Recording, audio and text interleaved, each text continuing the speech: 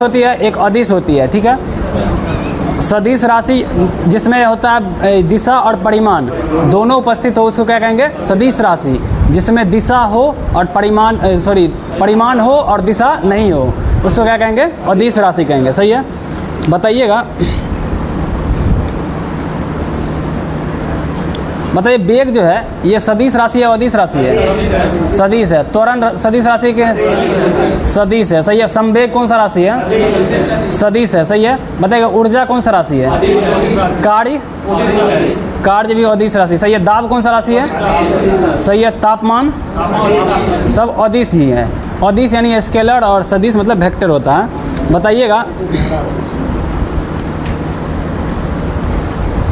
बताइए विद्युत धारा जो है ये कैसी राशि है? अदिश राशि है। और विद्युत धारा का मात्रक क्या होता है? एम्पियर होता है। सही है। बताइएगा। और इसमें जो है मूल राशि कितनी है टोटल? मूल राशि है टोटल 7 और व्युत्पन्न मात्रक जो है मूल राशि के ही द्वारा बनाया जाता है। तो जो मूल राशि है उसमें बताइएगा कौन कौन सा है? 7 हो नाम।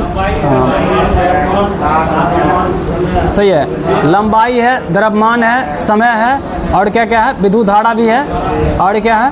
ताप हो गया और एक ज्योति तीव्रता हो गया। सही है। ज्योति तीव्रता हो गया, पदार्थ की परिमाण हो गया। ये सब क्या है? मूल मात्रक हो गया।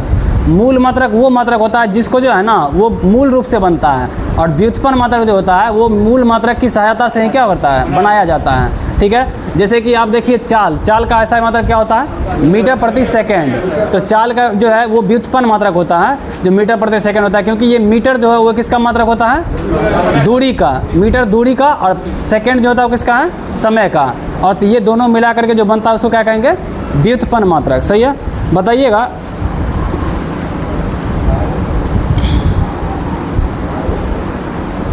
बताएगा आप किसी भौतिक राशि को जो मापने के लिए अंतर्राष्ट्रीय रूप से जो स्वीकृत मानक है उसको क्या कहा जाता है? मात्रक कहा जाता है। मात्रक। उसको क्या कहा जाता है? मात्रक कहा जाता है। मात्रक के बारे में बताए थे कितने प्रकार का है? 2 प्रकार का है, मूल मात्रक और व्युत्पन्न मात्रक। सही है। जिसको फंडामेंटल और डिराइव्ड यूनिट कहा जाता है। बताइएगा। बताइए ज्योति तीव्रता का मात्रक क्या होता है? कैंडेला। समय का मात्रक सेकंड। विद्युत धारा का एम्पियर। द्रव्यमान का क्या होगा? द्रव्यमान का किलोग्राम होगा। और लंबाई का क्या होगा? मीटर। तापमान का केल्विन होगा। सही है। बताइएगा। क्षेत्रफल जो है ये मूल मात्रक है या व्युत्पन्न मात्रक है? व्युत्पन्न मात्रक, क्योंकि क्षेत्रफल का जो फॉर्मूला होता है क्या होता है? मीटर स्क्वायर होता है, जिसको वर्ग मीटर बोलते हैं, जिसमें मीटर मल्टीप्लाई मीटर होगा तो ये व्युत्पन्न हो जाएगा। बताइए आयतन का मात्रक क्या होता है? सही है। MQ होगा यानी मीटर का क्यूब हो जाएगा। आयतन बराबर फॉर्मूला क्या होता है? LBH। सही है। जैसे घनाभ का जो आप लोग आयतन निकालते होइएगा, घनाभ का आयतन क्या होता है? लंबाई गुने चौड़ाई गुने ऊंचाई। तो LBH जो होगा वो क्या हो जाएगा? उसका मात्रक आयतन हो जाएगा। सही है। बताइएगा घनत्व बराबर फॉर्मूला क्या होता है? द्रव्यमान बट्टे आयतन। घनत्व बराबर फॉर्मूला होता है द्रव्यमान बट्टे आयतन और इसका यूनिट जो होगा क्या होगा? यूनिट क्या होगा? किलोग्राम प्रति मीटर क्यूब। किलोग्राम प्रति मीटर क्यूब हो जाएगा। और घनत्व का अगर CGS मात्रक में पूछे तो क्या हो जाएगा? ग्राम प्रति सेंटीमीटर क्यूब। इसका छोटा यूनिट हो जाता है। CGS में जो होगा वो मूल SI का क्या हो जाता है? छोटा यूनिट को रखा जाता है। इसलिए अगर SI में पूछे तो क्या हो जाएगा? किलोग्राम प्रति मीटर क्यूब। और अगर व्युत्पन्न मात्रक पूछे ये CGS मात्रक में पूछे तो क्या होगा? ग्राम प्रति सेंटीमीटर क्यूब होगा। बताइएगा वेग और चाल का फॉर्मूला क्या होता है? वेग बराबर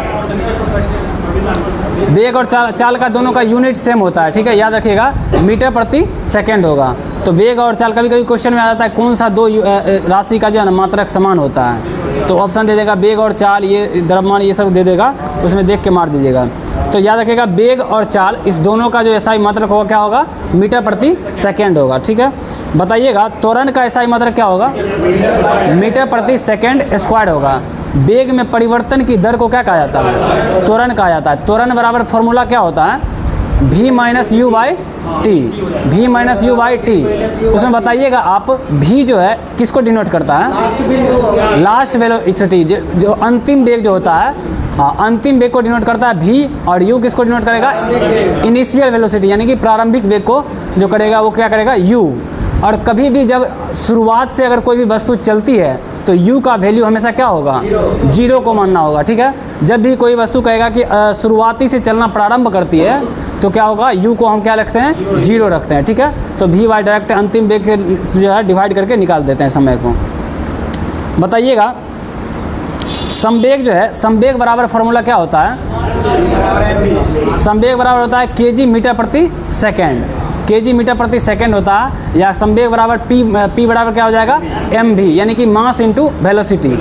तो जो होगा इसका संवेग का मोमेंटम होगा, यानी कि संवेग बराबर जो होगा द्रव्यमान गुने क्या होगा? वेग हो जाएगा। और द्रव्यमान का फार्मूला आप लोग जानते हैं क्या होगा? किलोग्राम, और वेग का फार्मूला क्या होता है? मीटर प्रति सेकेंड। ये दोनों को मल्टीप्लाई हो जाता है, इसलिए वो क्या बन जाता है? किलोग्राम मीटर प्रति सेकेंड, यानी kg मीटर प्रति सेकेंड हो जाएगा, ठीक है। बताइएगा बल का जो है, बल बराबर क्या होता है? फार्मूला F बराबर ma। बताएगा ये F बराबर ma जो है फार्मूला, ये न्यूटन के किस गति के नियम से प्राप्त हुआ था? ये सेकंड नियम से प्राप्त हुआ था, जिसको बल का व्यंजक कहा जाता है, ठीक है। और प्रथम नियम से जो है, न्यूटन का प्रथम नियम से किसकी परिभाषा मिलती है? बल की परिभाषा मिलती है, ठीक है। इसी में ये कहा गया है कि बल वह बाह्य भौतिक कारक है जो किसी वस्तु पर लगकर उसकी स्थान में परिवर्तन कर देता है या परिवर्तन करने की चेष्टा करता है, जिसको क्या कहा जाता है? बल कहा जाता है, ठीक है। तो हो जाएगा ये बल। तो बल का ऐसा ही मतलब यह देखिए किलोग्राम मीटर प्रति सेकेंड स्क्वायर होता है, क्योंकि बल बराबर फार्मूला अभी क्या बोले थे? F बराबर m इंटू ए। तो मास गुने एक्सेलरेशन होता है, यानी कि द्रव्यमान गुने त्वरण। और द्रव्यमान का फार्मूला क्या होता है? किलोग्राम, और त्वरण का फार्मूला क्या होता है? मीटर प्रति सेकेंड स्क्वायर। तो दोनों को मल्टीप्लाई करेंगे तो किलोग्राम मीटर प्रति सेकेंड स्क्वायर हो जाएगा, ठीक है। बताइएगा कार्य जो है, कार्य यानी W बराबर फार्मूला क्या होता है? Fs cos theta, Fs cos theta होगा। तो यानी देखिए कार्य तभी माना जाएगा जब बल और विस्थापन दोनों हो, यानी बल की विस्थापन की दिशा में जब बल लग रहा हो तो कार्य क्या होगा? पॉजिटिव होगा, यानी कि धनात्मक होगा। जबकि विस्थापन की दिशा में अगर बल लग रहा है तो कार्य उसमें क्या होगा? धनात्मक होगा। इसीलिए फार्मूला होता है W बराबर Fs cos थीटा। बताइए इसमें थीटा जो है ये किसके किसके बीच का एंगल को डिनोट करता है? बल और विस्थापन के बीच का जो कोण होता है ना, उसी को थीटा माना जाता है। अगर थीटा का वैल्यू 90 डिग्री रखेंगे तो कार्य क्या माना जाएगा? शून्य माना जाएगा, क्योंकि Fs cos थीटा और cos 90 डिग्री का मान क्या होता है? 0 होता है। और 0 को किसी भी नंबर के साथ मल्टीप्लाई करेंगे तो क्या होगा? 0 हो जाएगा। तो याद रखिएगा कि जब भी 90 डिग्री पे, इसीलिए एक एग्जाम्पल दिया जाता है कि कोई भी व्यक्ति अगर जैसे कुली है, अगर कोई भी सामान लेकर के एक जगह पे खड़ा है तो उसको क्या कार्य माना जाएगा? क्या नहीं माना जाएगा। ये फिजिक्स के अनुसार है। अगर इंग्लिश में वर्ब के अनुसार जाइएगा तो खाना भी एक काम ही है, समझ गए ना। बैठना भी एक वर्किंग उसको दिखाएगा, वर्ब ही दिखाएगा। इसलिए याद रखिएगा जो फिजिक्स इसको मानता है कि कोई भी व्यक्ति अगर एक जगह कोई भी सामान को 90 डिग्री के एंगल पे उठा के अगर रखा हुआ है तो उसका कार्य क्या माना जाएगा? 0 माना जाएगा, ठीक है। बताइएगा तो ये W बराबर Fs cos थीटा हो जाएगा, बल गुने विस्थापन, और cos थीटा 90 यानी बल और विस्थापन के बीच का एंगल को डिनोट करता है। बताइएगा पावर बराबर क्या होता है? शक्ति बराबर, सही है, कार्य बट्टा समय होता है। देखिए कार्य करने की दर को क्या कहते हैं? शक्ति कहते हैं, ठीक है। इसलिए याद रखिएगा P बराबर क्या होता है? W/T होगा फार्मूला, P बराबर W/T होगा। तो W मतलब हो गया वर्क और T मतलब टाइम, तो वर्क बाय टाइम हो जाएगा। इसलिए इसको वर्क का मात्रक क्या होता है? जूल, और टाइम का मतलब मात्रक सेकंड होता है। इसीलिए जो है, और जूल प्रति सेकंड जो हम लिखते हैं वाट का, इसको वाट बोलते हैं, ठीक है ना। तो शक्ति का मात्रक क्या याद रखिएगा? वाट, और कार्य का मात्रक क्या होगा? जूल हो जाएगा। और कार्य का अगर CGS मात्रक पूछे तो क्या होगा? अर्ग होगा, अर्ग। बल का CGS मात्रक पूछे तो डाइन होगा, ठीक है। एक डाइन में कितने ये होता है? 10 का पावर 5 होता है, न्यूटन होता है, न्यूटन। एक डाइन में कितना होगा? 10 का पावर। हाँ, बताइएगा दाब जो होता है, प्रेशर, दाब बराबर फार्मूला क्या होता है? फोर्स बाय एरिया होता है, यानी कि बल बट्टा क्षेत्रफल। तो दाब बराबर रखेगा बल। अब मान लीजिए ये कोई क्षेत्रफल है, इस पर अगर हम फोर्स लगा रहे हैं तो इसी को तो हम कहेंगे दाब, यानी कि इसको प्रेशर कर रहे हैं, प्रेस कर रहे हैं। तो यानी कि याद रखिएगा बल बट्टा क्षेत्रफल क्या होगा? दाब होगा। तो बल का यानी एसआई मात्रक क्या होता था, न्यूटन, और क्षेत्रफल का क्या होता था, मीटर स्क्वायर। इसलिए दाब का फॉर्मूला क्या होगा, न्यूटन प्रति मीटर स्क्वायर। आज यही ना फॉर्मूला था, एसएसटी में लिखाए थे, ये सेट क्वेश्चन में था। तो दाब बड़ा रखेगा न्यूटन प्रति मीटर स्क्वायर होगा। और देखिए अगर कोई भी याद रखेगा, जब भी अगर न्यूटन प्रति मीटर स्क्वायर है तो मीटर को जब हम ऊपर में मल्टीप्लाई करते हैं तो माइनस में पावर 2 लगता है, यानी इन्वर्सली हो जाता है वो। बताइएगा अब 10 के घात में बताना है। बताइए 10 का घात -18 किसको, इसको क्या कहेंगे, इसको क्या कहेंगे, एटो कहेंगे, ठीक है, एटो कहेंगे या ऑटो, ऐसे एटो बोला जाता है। 10 की पावर -15 को फेमटो, 12 को पीको, 10 की पावर -12 को पीको, और 10 की पावर माइनस अगर 9 होगा तो नैनो, 6 होगा तो माइक्रो, और 10 पावर -3 होगा तो मिली, और 10 पावर -2 होगा तो सेंटी, मिली सेंटी, और इसके बाद मिली सेंटी डेसी हो जाएगा। देखिए एक बार याद रखिएगा एक्सा से, exa, peta, tera, giga, mega, kilo, hecto, deca, deci, centi, milli, और इसके बाद क्या है, माइक्रो, नैनो, पीको, फेमटो और एटो। एक सीरीज से याद रखिए, 3 घटाते चले जाइए सब में। अगर 0 पे आएगा एक बार, फिर बाद में क्या होगा, 0 पे नहीं आता, मतलब 10 की पावर 1 होगा और फिर माइनस में चला आता है ये, तो माइनस में आते जाएगा। अब देखिए ये सब निगेटिव वाला था। डेसी में 10 के पावर -1, सेंटी में 10 के पावर -2, मिली में 10 के पावर -3, माइक्रो में अब 3 बढ़ाना है। माइक्रो में 10 के पावर -6, नैनो में 10 के पावर -9, पीको में 10 के पावर -12, फेमटो में 10 के पावर -15 और एटो में 10 के पावर -18। अब इसी का जस्ट उल्टा देखिए, डेका, डेसी का उल्टा क्या होता है, डेका। तो डेका क्या हो जाएगा, 10 के पावर +1, हेक्टो हो जाएगा 10 के पावर +2, किलो हो जाएगा 10 के पावर 3, क्योंकि देखिए 1 किलो में कितना होता है ग्राम, 1000 ग्राम, और 10 का पावर 3 क्या होगा, 1000, तो इसलिए याद रखिएगा। मेगा क्या हो जाएगा, 10 के पावर 6, गीगा हो जाएगा 10 के पावर 9, टेरा हो जाएगा 10 के पावर 12, पेटा हो जाएगा 10 के पावर 15, और एक्सा हो जाएगा 10 के पावर 18। एक 10 के पावर 21 भी आता है, याद रखिएगा, क्या होगा, योटा बाइट होता है ना, हाँ ये वाला होता है योटा, और उधर वाला में होता है जेटा, समझ गया ना, हाँ याद रखिएगा। अच्छा बताइएगा 1 किलोमीटर में कितना मीटर होता है, 1000 मीटर। ये तो सबको लगभग याद होगा, इस नॉर्मली जो ड्राइव करते होइएगा ये सब पता होगा। बताइएगा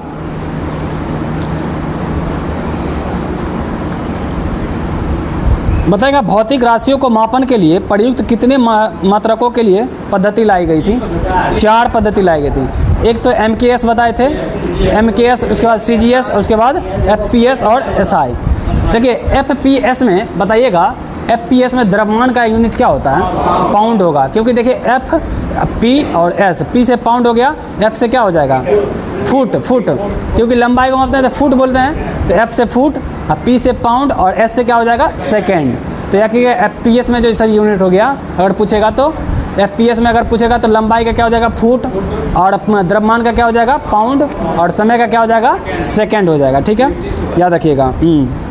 अब देखिए MKS, M का मतलब, अब MKS पद्धति में अगर हम पूछेंगे तो लंबाई का क्या हो जाएगा, मीटर, और इसके बाद द्रव्यमान का क्या हो जाएगा, किलोग्राम, क्योंकि K से किलोग्राम, M से मीटर, K से किलोग्राम, और इसके बाद समय का पूछेंगे तो फिर वही बात सेकेंड ही हो जाएगा, इसलिए MKS पद्धति माना गया है। और देखिए CGS एक तो बताए ही थे, सेंटीमीटर हो जाएगा लंबाई का, ग्राम हो जाएगा किसका, द्रव्यमान का, और सेकंड हो जाएगा किसका, समय का, तो इसलिए इसको CGS जो पढ़ा गया इसमें गया है। इसी से मात्रक पता चलता है, CGS, FPS और MKS। और SI जो है लगभग MKS का जो होगा वही SI में भी माना जाता है, ठीक है ना, याद रखिएगा।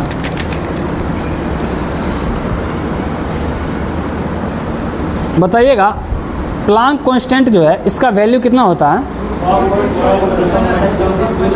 सही है 6.620 इससे है, 2 3 याद रखिए, सिर्फ 6.626 मल्टीप्लाई 10⁻⁻34 जूल सेकेंड हो जाएगा।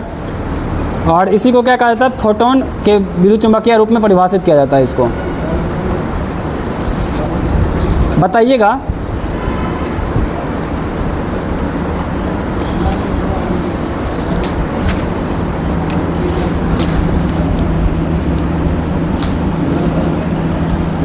दूरी का जो है सबसे लंबी यूनिट क्या होगी, पारसेक होगी। और एक पारसेक में कितना मीटर होता है? सही है, 3.08 इंटू 10⁻16 मीटर होगा। ठीक है, याद रखिएगा 10⁻16 मीटर होगा, ये पारसेक में होगा। और एक प्रकाश वर्ष में होता है 9.46 × 10⁻15 मीटर होता है। याद रखिएगा ये दोनों। और अगर सबसे बड़ी अगर माना जाएगा तो क्या माना जाएगा? पारसेक। इसीलिए खगोलीय पिंड जो कहा जाता है, देखिए नॉर्मली खगोलीय पिंड को अगर कहेगा तो प्रकाश वर्ष से मापते हैं, लेकिन अगर ज़्यादा दूरी वाला जो होगा तो उसको किससे मापेंगे? पारसेक से मापेंगे। ठीक है, बताइएगा पदार्थ का जो परिमाण है उसका मात्रक क्या होता है? मोल होता है। एक बैरल में कितने लीटर होगा? 159 लीटर होता है। आज क्वेश्चन भी था 159। बताएगा ओजोन जो होता है, ओजोन लेयर को मापने के लिए किसका यंत्र का यूज है? डॉब्सन यूनिट का प्रयोग किया जाता है ओजोन के लिए। बताएगा द्रव की प्रवाह को मापने के लिए किसका यूज किया जाता है? क्यूसेक का यूज किया जाता है द्रव की प्रवाह को मापने के लिए। सही है। बताइएगा दबाव मापने का मात्रक क्या है? दबाव, वायुमंडलीय दबाव को मापेंगे तो बाढ़ हो जाएगा। ठीक है, दाब को मापेंगे तो सही है, पास्कल हो जाएगा, दाब का यूनिट हो गया। लेकिन अगर वायुमंडलीय दाब होगा तो क्या होगा? बाढ़ हो जाएगा। ठीक है, बाढ़। और एक बाढ़ में कितना होता है? 10⁵ 5।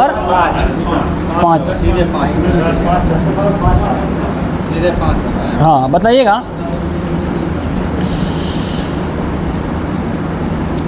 सीधे मतलब 10⁵ 5 पास्कल में होगा। हाँ, बताइएगा कार्य और ऊर्जा दोनों का ऐसा यूनिट जो होता है सेम होता है। क्या होगा इसका यूनिट? जूल होगा। याद रखिएगा। तो कार्य और ऊर्जा और एक और बताए थे चाल और वेग, ये दोनों का यूनिट क्या होगा? सेम होगा। ठीक है, बताइएगा उष्मा का जो मात्रक होता है उसका प्रतीक चिन्ह क्या होगा? थर्म होगा। थर्म से दर्शाया जाता है, जिसको THM रूप में डिनोट किया जाता है। बताइएगा एक ब्रिटिश थर्मल यूनिट जो है ये कितने कैलोरी के बराबर होगा? 252 252 हो जाएगा। और बताइएगा और इसी में जो है ना एक थर्म में कितना ब्रिटिश थर्मल होता है? 1 lakh British thermal unit. 1 BTHU होगा कितना? एक थर्म में 1 लाख BTHU होता है। याद रखिएगा एक थर्म में 1 लाख BTHU। बताइएगा विद्युत आवेश का SI मात्रक क्या होगा? कूलाम्ब होगा। सही है। कूलाम्ब्स लॉ में बताइएगा फॉर्मूला कोई बताइए कूलाम्ब्स लॉ का? कूलाम्ब्स लॉ का जो होता है ना, जो आवेश को जो दर्शाया गया है Q1 Q2 बाय क्या होता है? R²। 1/4 Q1 Q2 bye R² होता है, वो भी मान सकते हैं। लेकिन 1/4 क्या होता है? उसमें कांस्टेंट होता है, कांस्टेंट यानी कि नियतांक होता है वो। और उसमें याद रखिएगा Q1 Q2, इसीलिए याद रखिएगा जो उसका नियम जो थे, यानी दो आवेशों के बीच लगने वाला आकर्षण या विकर्षण बल उसके दोनों के गुणनफल के समानुपाती तथा दोनों के बीच के दूरी के वर्ग के व्युत्क्रमानुपाती होता है। इसलिए याद रखिएगा Q1 Q2 बाय क्या होगा? R² होगा उसका। बताइएगा विभवांतर कैसा है मतलब क्या होगा? वोल्ट हो जाएगा। सही है। बताइएगा 1 हॉर्स पावर जो होता है ये कितने वाट के बराबर होगा? 746 वाट के बराबर होगा। बताइएगा हॉर्स पावर जो ये किसका यूनिट है? शक्ति का है। सही है। और ये जो है फैक्ट्री वगैरह में जो यूज किया जाता है, जैसे कोई भी कारखाना या उद्योग में हो गया, उसमें हॉर्स पावर का ही, क्योंकि मशीन पे आप देखिएगा कोई भी लिखा होगा इतना HP का, इतना HP का ये पावर है, इतना HP का ये पावर है। महिंद्रा का ट्रैक्टर आता है ना, उसमें देखिएगा कि इतना HP लिखा होगा उस पर। बताइएगा अच्छा बताइएगा किलोवाट जो घंटा है ये किसका यूनिट है? ऊर्जा। सही है। ऊर्जा का यूनिट होगा किलोवाट घंटा। और 1 किलोवाट घंटा का जो है मान कितना जूल, मेगा जूल के बराबर होगा? तो 3.6 मेगा जूल। 3.6 मेगा जूल के बराबर होगा, यानी कि 1 किलोवाट घंटा बराबर क्या होगा? 3.6 मेगा जूल। ठीक है। बताइएगा अब बताइएगा अगर अति तीव्र चाल को मापने के लिए हम लोग किसका यूज करते हैं?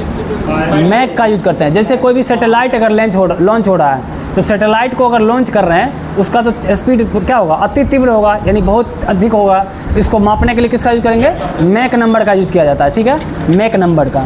बताइएगा अगर मैक का जो है ना, मैक अगर उसका स्पीड कोई भी ऑब्जेक्ट का अगर 1 से अधिक होगा उसको क्या नाम से जानेंगे? सही तो है, एक से। हाँ देखिए याद रखिएगा सुपरसोनिक। देखिए जैसे ब्रह्मोस जो है ये सब कौन सा मिसाइल है? सुपरसोनिक मिसाइल है। तो याद रखिएगा, 1 से अधिक जो होगा उसको सुपरसोनिक, और 5 से जो अधिक होगा उसको क्या कहेंगे, हाइपरसोनिक।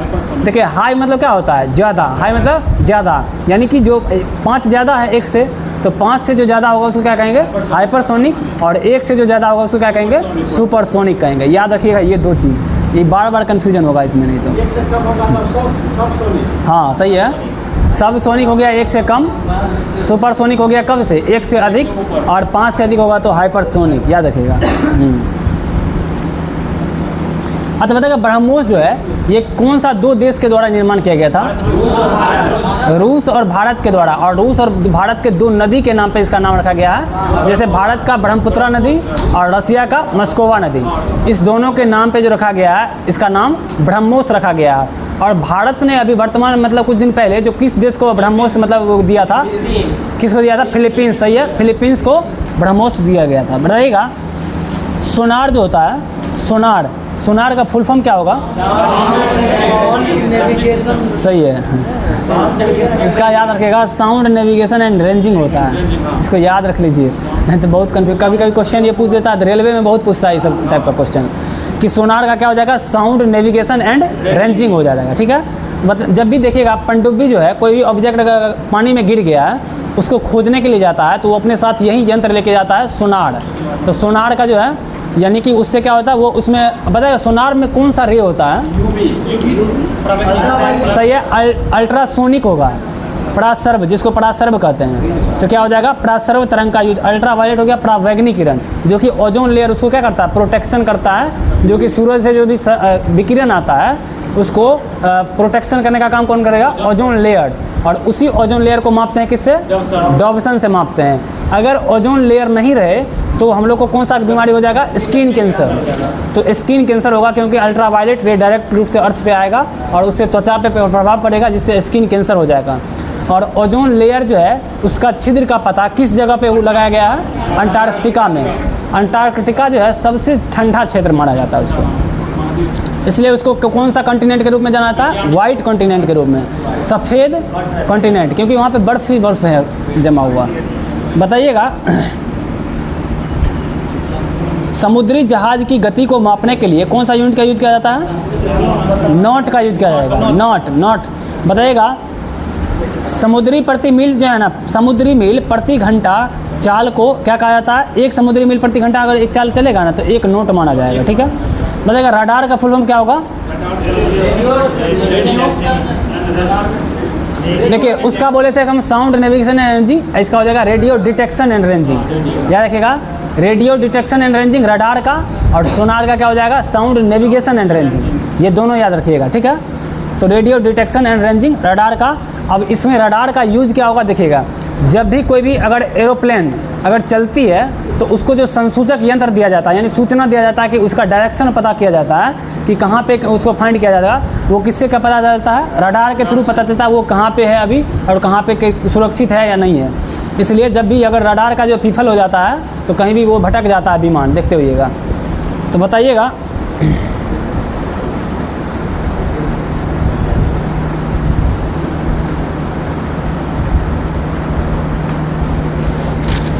भूकंपीय तरंगों की तीव्रता को किससे मापा जाता है, रिएक्टर स्केल में मापा जाता है। और रिएक्टर स्केल जो है इसका खोज कौन किया था, चार्ल्स रिएक्टर ने किया था। और ये कहाँ के वैज्ञानिक थे, अमेरिका के थे, चार्ल्स रिएक्टर अमेरिका के वैज्ञानिक थे। 1 मिनट थोड़ा बात कर लेते हैं, कौन है क्या, घर का फोन है।